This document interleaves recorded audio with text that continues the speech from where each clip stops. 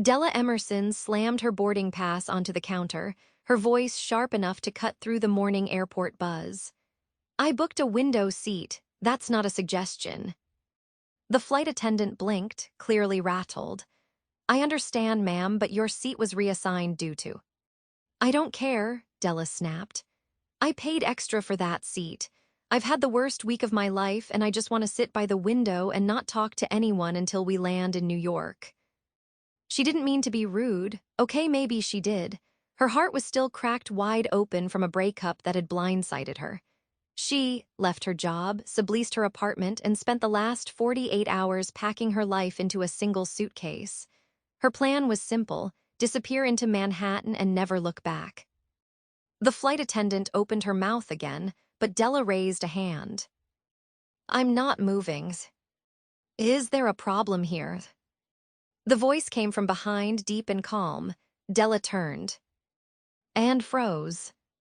Standing there in his crisp pilot uniform, golden bars on his shoulders, was the one person she'd spent the last 3 years trying to forget. Griffin Cole. Her stomach plunged. Her mouth went dry.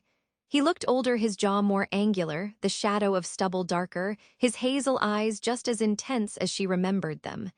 His hair was shorter now, but still curled slightly at the edge of his cap.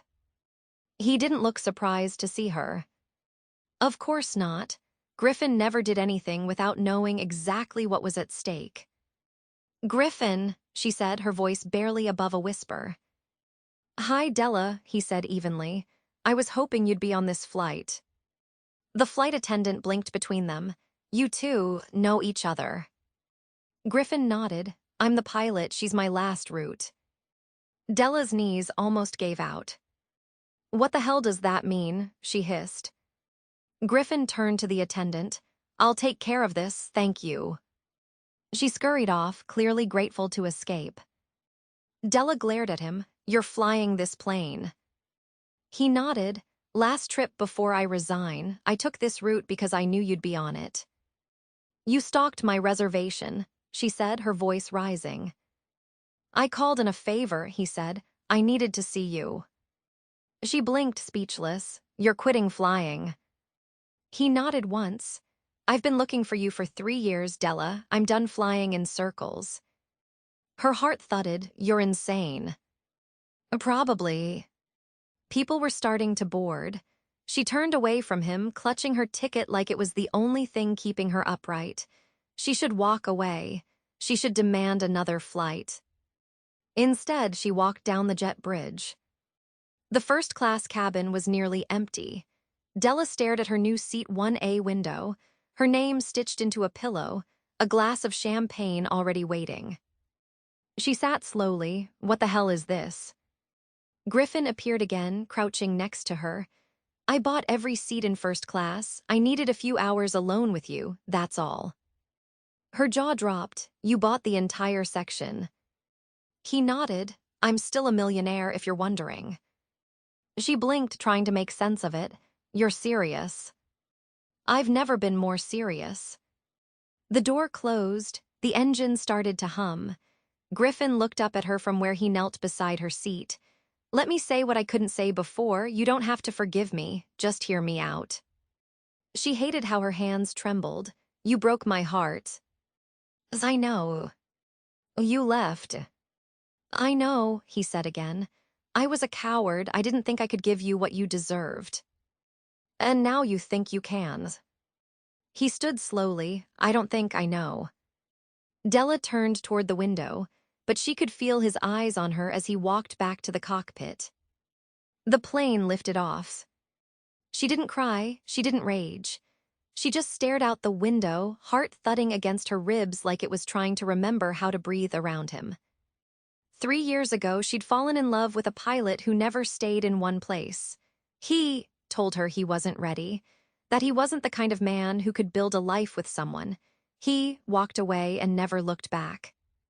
Until now. She didn't know what to feel. Rage, confusion, something else she didn't want to name. The seatbelt sign dinged off 30 minutes later.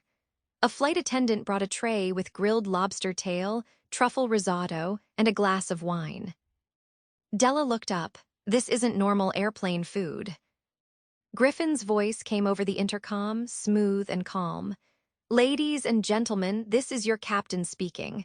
There's only one passenger on this flight I care about, and she's sitting in 1A, so I've arranged for dinner to be a little more special. The other passengers clapped. Della blinked, stunned. You've got to be kidding me, she muttered. Another tray came. Chocolate souffle, real whipped cream, strawberries dipped in gold leaf. He made a deal with catering, the attendant said softly. He said it was his last flight, wanted to go out with a grand gesture. Della didn't know whether to laugh or cry. When Griffin returned to the cabin mid-flight, he slid into the empty seat beside her. Did you enjoy dinner? He asked. You're insane, she said again. He smiled faintly. Probably. She turned to him. Why now? Because I thought time would make me forget you. It didn't. I've spent the last 3 years flying to every city you might be in, hoping I'd catch a glimpse of you in a crowd. I went to Seattle, Portland, even back to Austin. Nothing. Oh, you chased me. I chased the only woman who ever made me want to land. Her heart clenched. You can't just show up with a fancy meal and expect me to forget what you did. I don't expect you to forget. I just want the chance to prove I've changed. How? He pulled out a small velvet box, set it on the tray table, and didn't open it. She stared at it. You're joking. I'm not proposing, he said quickly. Not yet. I just wanted you to know where this is going if you'll let it. Her chest rose and fell. I'm not the same girl you left, she said quietly. And I'm not the same man who left you. She looked down at the box. Her fingers itched to open it, but she didn't. Not yet. The plane touched down in New York just past midnight. As the passengers disembarked, Della lingered by the exit. Griffin stood by the cockpit door. She walked up to him, stood on her toes, and whispered, You've got one shot. He didn't smile, he just nodded. Then I won't waste it. She walked away, but this time she wasn't running. And he wasn't letting her go.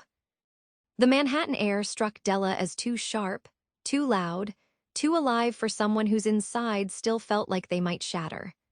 She stepped out of the black car that had been waiting for her sent by Griffin, of course, and stared up at the brownstone apartment building nestled between a designer boutique and a French patisserie. The driver, who hadn't said a single word the entire ride, simply nodded and tipped his cap before driving off. She hadn't given Griffin her address, which meant he'd known where she was going before she'd even boarded the plane. She should have been furious. Instead, she was just tired of holding her breath, tired of wondering what it all meant. The doorman opened the lobby door like he'd been expecting her. Miss Emerson, he said warmly. Welcome, Mr. Cole said you might arrive tonight. She blinked. This is my building. Yes, ma'am, Unit 3, keys are inside. Her hand hovered over the brass door handle. He rented this for me. Bought it, actually. The words landed like a stone in her stomach. Without another word, she walked inside. Marble floors, crown molding. The elevator was mirrored and silent. Her reflection stared back at her hair windblown, eyes hesitant. She didn't recognize the woman staring back. Unit 3 looked like it had come out of a magazine. Sunlight from the tall windows caught on the edges of crystal vases and framed artwork. There was a fireplace lit with a single low flame and a sleek white kitchen that gleamed under recessed lighting. On the kitchen island sat a note. No envelope, just her name written in bold, familiar strokes. She didn't touch it, not yet. The apartment was filled with pieces of her. Not things she'd left behind, but things only someone who had known her deeply would remember. A worn leather-bound copy of Jane Eyre rested on the coffee table. A record player, the same model she'd cried over years ago when it broke, sat beside a small collection of vintage jazz records.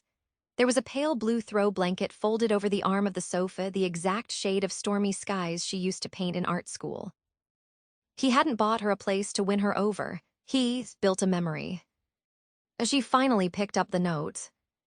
I'll be on the roof if you decide you're ready to talk. A griffin. She found the staircase tucked behind a hall lined with black and white photographs. All of them were hers. Shots she'd taken with her old film camera, the ones she thought had been lost in a flood of a storage unit years ago. He'd saved them, somehow. The rooftop was quiet, the city stretching out in front of her like a living, breathing thing. Griffin stood near the edge, hands in his pockets, the wind tugging at the sleeves of his dark coat. He turned when he heard her. "I didn't think you'd come," he said. "I almost didn't," she replied. "But then I realized I have questions, and you owe me answers." He nodded slowly. "That's fair." She stepped closer, arms wrapped tightly around herself. "How long have you been planning this?" 2 years, he said. "The first year I was too afraid to reach out. The second I made mistakes, tried to fix things the wrong way. I flew to the wrong cities, talked to people who didn't know anything. Then I met a man in Portland who said you'd been looking for photography grants. He remembered your name. That's when I knew I wasn't chasing a ghost." "You followed a rumor across the country." "I followed a chance," he said. "Every flight I took, every airport I landed in, I was hoping to see you. I even flew the overnight from Chicago to LaGuardia every week for 4 months, just in case." She stared at him, stunned. "That's not rational." "No," he said, "but it was necessary." She leaned against the low wall lining the rooftop. "You weren't like this before. You never talked about feelings. You barely stayed in one place long enough to unpack a suitcase." "I didn't know how to stay," he admitted. "I thought being in the air made me untouchable, but all it did was make me empty." "Zan now." "I walked away from the airline, sold my shares, cut all ties. I bought this place because I knew you were coming back to New York. I didn't want to just say I'd changed. I wanted to show you." Della's throat tightened. "And if I'd never gotten on that flight?" "I still would have found you," he said, "even if it took the rest of my life." She looked away, the wind tugging at her hair. "You hurt me." "I know," he said quietly. "And I'll keep saying it until it matters. I'm sorry. I was afraid of what you made me feel. I thought walking away would protect us both." "But it didn't." "No," he said, "it broke me." The silence between them stretched long. Below, the streets buzzed with taxis and late-night crowds, but up here it felt like time had paused. She turned to him. "You bought an apartment, you tracked down my photos, what else?" He reached into his coat pocket and pulled out a folded piece of paper. He held it out without a word. Della unfolded it slowly. Her name was at the top, below it a list of dates, places, cities, each one marked with a small red dot. "These are all the flights you took?" she asked. He nodded. "Every one where I looked for you." Her voice dropped. "There are dozens." 64, he said. "I counted." Her hands trembled slightly as she stared at the list. "Why didn't you just call me?" "I wasn't sure you'd answer." She folded the paper again, pressing it to her chest. "I don't know what to do with all this." "You don't have to decide tonight," he said gently. "I just needed you to know the truth." He stepped back, giving her space. "Stay here as long as you need. It's yours, no strings, no expectations." "And if I walk away again?" "I'll wait," he said, "even if you never come back." She watched him go. He didn't try to touch her, didn't try to convince her. He just left the door open. And that, somehow, was what made her stay. The doorbell rang just after noon the next day, echoing through the quiet apartment like a challenge. Della, still barefoot and wearing his oversized Pilot Academy sweatshirt, something she'd found folded inside one of the drawers, as if waiting for her, opened the door cautiously. Griffin stood there holding a large, flat box wrapped in matte gray paper and tied with a silk ribbon. He looked freshly showered, his jaw clean-shaven, wearing a dark navy coat over a black turtleneck. He didn't speak right away. "I didn't buzz you up," she said, crossing her arms. "I told the doorman I'd only stay 30 seconds if you told me to leave." She raised an eyebrow. "And if I do?" Then I brought lunch and a peace offering. She stepped aside slowly, wary but curious. It smells like you had a plan. I had a hopes, he corrected. He set the box on the coffee table and unwrapped it carefully. Inside was a large canvas. Della moved closer, her breath catching. It was a painting hers, one she'd done in college during a stormy summer, inspired by the view from her grandmother's cabin. She sold it at a student auction to pay for groceries. Never thought she'd see it again. You tracked this down, she said quietly. The buyer moved to Vermont. I offered double what she paid and had it restored. She looked at him, stunned. You remembered this. You said it was the first time you painted without thinking about the end result, he said. That mattered. She sat down slowly. Why are you doing this? I'm not trying to erase the past. I'm trying to rebuild the part I destroyed. She studied him. That's not an easy thing to do. I know, he said, but you're worth difficult. They sat in silence for a moment, the painting between them like a bridge. I looked for you too, she admitted. Once, briefly. After the first year, I thought maybe you'd left flying. I even checked your airline's website to see if you were still listed. And you were still flying, still everywhere but here. I didn't know how to stop, he said. I thought the sky was freedom, but it's not when you're running from something. She glanced at the lunch he'd brought, 2 sleek bento boxes filled with delicate sushi rolls, fresh mango slices, and matcha-laced rice cakes. Still allergic to shellfish, he asked. You remembered that too. I remember everything, he said, even the way you used to hum when you were trying not to cry. She looked away, the memory too close. I never expected you to wait for me, he continued. I just couldn't accept not trying. She picked up a pair of chopsticks and gestured toward the window. Tell me something I don't know about you. He nodded slowly. I started therapy 6 months ago. Her chopsticks paused midair. You. I needed to understand why I kept pushing people away, why I couldn't stay still. It helped. She let that settle. And what did you learn? That I was chasing control because I was terrified of being chosen, and then abandoned. I didn't trust love to last, so I made sure nothing ever did. That's a lot of honesty for 30 seconds. I'm hoping you'll let me stay longer. She chewed in silence, then gestured toward the couch.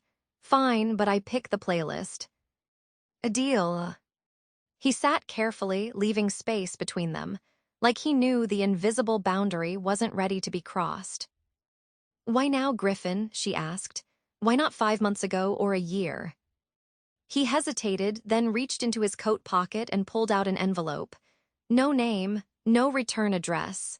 He handed it to her without a word. Inside was a photo. A young girl, maybe 6, with a gap-toothed smile and a pilot's cap far too big for her head. She stood in front of a small propeller plane, clutching a stuffed animal. That's my sister's daughter, he said. Maya, she was in a car accident last fall, lost her dad. Della's fingers tightened on the photo. Your brother-in-law. My sister's second husband, Maya's stepdad. He was the one who taught her to be brave. After he died, she stopped smiling. Wouldn't talk, wouldn't even get on a plane for months. And she started asking questions about me, why I was never around, why I didn't visit. My sister told her I was flying too much. Maya said, then tell him to stop flying. Della looked up slowly. I realized, Griffin said, voice low, I'd spent so long convincing myself I didn't need roots that I never gave them a chance. Maya needed me, and I had no idea how to be present. That's when I started changing. She folded the photo carefully. That's not something you can fake. I'm not here to fake anything, Della. She leaned back, watching him. You've changed, but that doesn't erase what it felt like when you left. I don't want to erase it. I want to earn the chance to write something better. She stood, walking toward the window, the city pulsing below like a living heartbeat. I can't promise anything, she said. Not yet. I'm not asking you to, he said from behind her. I just want to be where you are. She turned slowly, then stopped trying to impress me. He blinked. What do you mean? I don't need sushi or rooftop speeches or lost paintings. I need you to show up, be real, be here when it's boring, when it's hard, when I'm not impressive. He stood, not closing the distance. Then I'll start now. She walked past him, back into the living room, and sat. He followed, this time sitting closer. She picked up the remote, turned on a jazz playlist, and leaned back.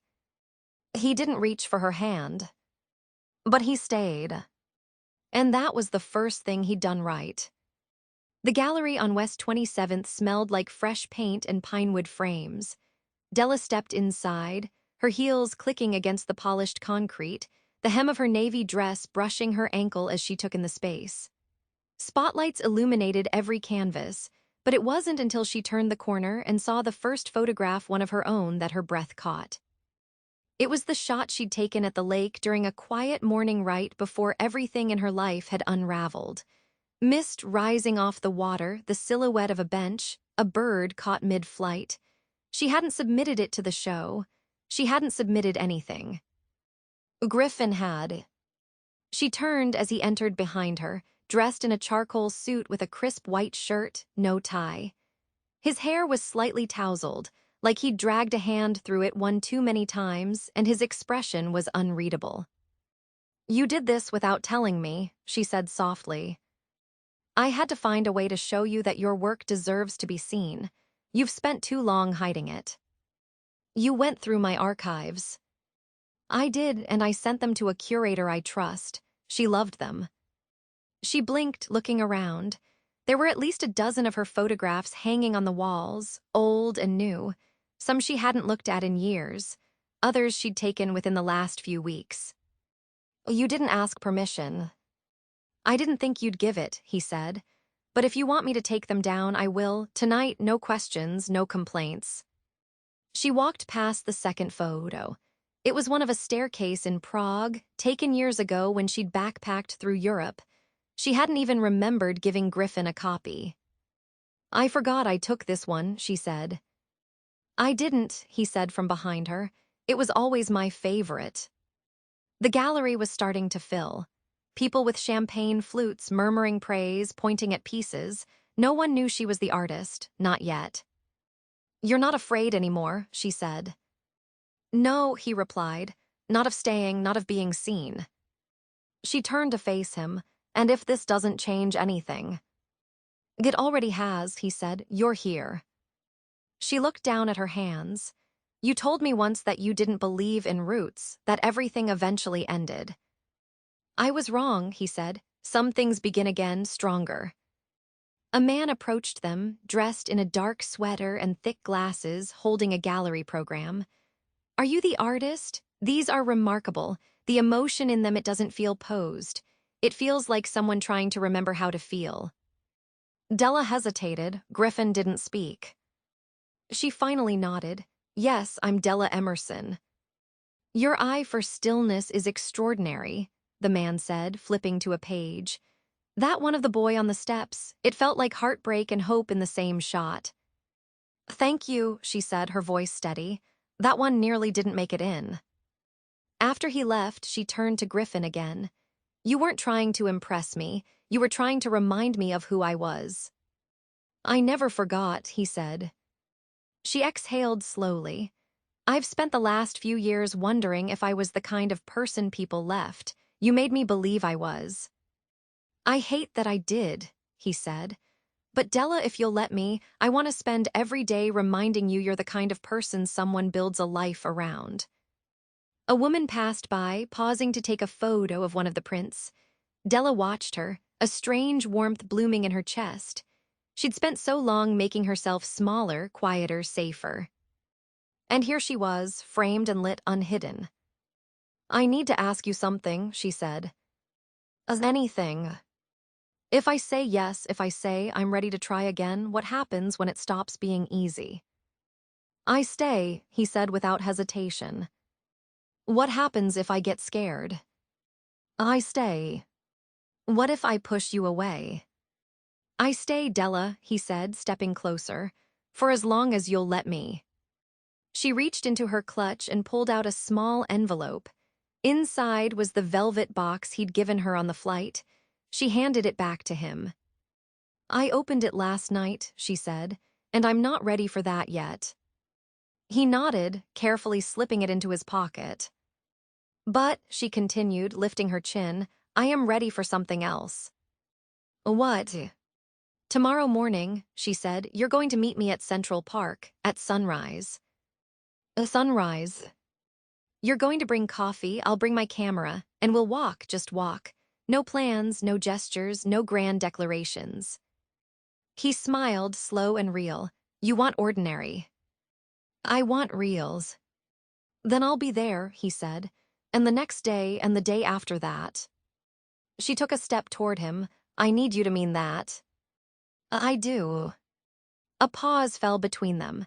Then slowly, she reached for his hand, fingers threading through his. The crowd around them blurred, the buzz of voices fading beneath the quiet beat of her heart. He bent his head, just close enough for her to hear. I love you, he said, not dramatic, not desperate, just true. She didn't look away. I know, she whispered. Then finally, she leaned in. The kiss wasn't cinematic, it wasn't a slow-motion sweep of fireworks, it was quiet, gentle, familiar. It felt like the first breath after surfacing from deep water. Later, as they slipped out of the gallery and into the cool Manhattan night, a gust of wind curled around them, and she tightened her grip on his hand. You really bought that apartment for me, she asked. I bought it in case you ever wanted to come home. You think this is home. He looked down at her, the city lights catching in his eyes. It is now. They walked on side by side. Not flyings, not running. Just grounded together. The wind rolled soft across Central Park as the first pink light broke over the horizon. Griffin stood at the Bethesda Terrace fountain, 2 coffees warming his hands, his breath visible in the early morning chill. He checked his watch. She was late.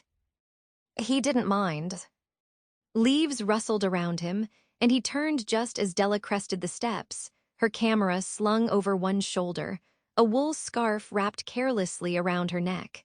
She looked like every autumn photograph he'd ever wanted to take. You're early, she said, approaching. I didn't sleep. You worried I'd change my mind? No, I just didn't want to miss it. She took the coffee he handed her, lifted it to her lips, and let out a quiet sigh. You remembered how I take it. You think I'd forget something that important. They walked in silence for a while, the paths nearly empty, save for the occasional jogger or dog walker. Della paused now and then to snap a photo, a squirrel on a bench, a shaft of light slicing through the trees, Griffin's silhouette against the lake. You never let me take your picture before, she said, lowering the camera. I was always moving too fast for you to catch me. She gave a soft laugh, not anymore. They ended up near the Bow Bridge, the city still stretching awake behind them. Griffin leaned on the railing. My sister called me last night. Maya wants to visit the city. Della's eyes lit with surprise. Really? She wants to ride the subway, see a Broadway show, and eat a pretzel the size of her face. She sounds like she has excellent taste. She also asked if you'd come with us. Della blinked. Me. She saw your photo on my phone, the one you took of the paper lanterns in Chinatown. She said you looked like someone who told good stories. Della smiled slowly. She's not wrong. He studied her. Would you come? I think I'd like that, she said, if you're sure she'd want me there. I'm sure. They walked again, this time slower, more comfortable. Griffin, she said after a while, what does your life look like now? I mean, really, the day-to-day, no flights, no hotel rooms, just you on the ground. I'm working with a nonprofit now, he said. They help train veterans to become commercial pilots. I'm not flying, but I'm mentoring, teaching, staying put. That's unexpected, she murmured. I needed to build something, he said. and I wanted to build it in a place you could see. She stopped walking, facing him fully. You've done all of this, changed your life, your career, your home, and you never once asked me to come back to you. I didn't want to chase you into loving me again, he said. I wanted to become the kind of man who deserved it if you did. Della's throat tightened. You are. He reached out carefully, brushing his fingers over hers. Then come with me. She tilted her head. Where? Not away, he said. Just forward. I've spent enough time running from the past. I'd like to walk into the future with you. Tears stung her eyes, but she blinked them back. You're not going to propose again, are you? Not yet, he said. I promised I wouldn't until you were ready. I'm not ready for a ring, she said, but I am ready for keys. He smiled. To the apartment. To your life. They stood there, the city unfurling around them in golden light, until Della reached for his hand and pulled him toward the exit path. Where are we going? He asked. To get a pretzel, she said, and then to find a bookstore. You still have a lot to learn about staying in one place. He laughed. Then I'll need all the help I can get. They spent the rest of the day like they had all the time in the world because for the first time they did. No flights to catch. No secrets. Just a shared rhythm, one that slipped into place like it had always been waiting. 2 months later, Della opened her first solo exhibit. Griffin stood beside her as guests filtered in, his hand resting lightly on the small of her back. She titled the collection Stillness in Motion, a tribute to what she'd learned about love, about art, and about herself. The final photo in the exhibit was a black and white shot of Griffin, sitting on a bench in Central Park, his head turned toward the rising sun. She'd taken it the morning they'd walked together for the first time. A small placard beneath it read, "For the man who taught me that flight means nothing without a place to land." As the exhibit ended and the gallery emptied, Griffin pulled her into a quiet corner. I have something for you, he said. She raised an eyebrow. If it's another apartment, I'm going to scream. He reached into his coat and pulled out a small, worn notebook. It's not, it's yours. She opened it, her old journal, the one she'd thought she lost during the move. I found it when I was looking for your photos, he said. I didn't read it, I just thought you might want it back. Della held it to her chest. You keep surprising me. I hope I never stop. She reached up, kissed him softly, then leaned her forehead against his. I love you, she whispered. I know, he said, his voice thick, and I'll spend every day proving I deserve it. They left the gallery hand in hand, stepping into the cold night air. Snow had started to fall, just lightly, dusting the sidewalk in silver. How do you feel? He asked. Like I'm exactly where I'm supposed to be. And she was. Not in the sky, not in a photograph. But here. With him.